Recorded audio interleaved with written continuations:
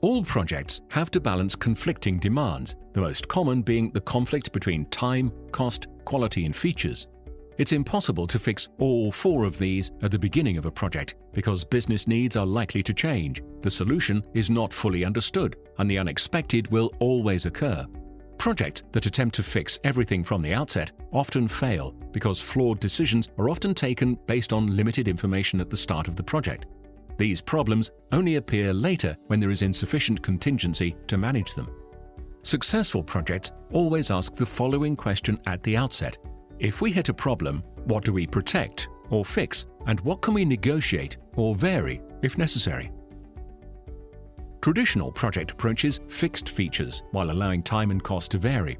In a waterfall approach, quality often unintentionally becomes variable because testing is left until the end of the project. If the project overruns, testing is often shortened to save time. In a DSDM project, time, cost, and quality are fixed at the end of foundations, an early planning phase in the project. The features or requirements of the solution can be negotiated, meaning they can be varied if issues occur in the project. If a contingency is needed, business roles identify the least valuable of the remaining requirements and drop them from the project or defer them until later phases. In this way, time, cost, and quality are protected.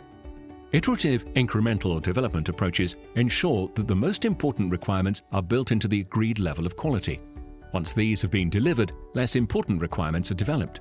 By doing this, a minimum usable subset of the most important requirements can be guaranteed, even in the worst case. In normal circumstances, more will be delivered.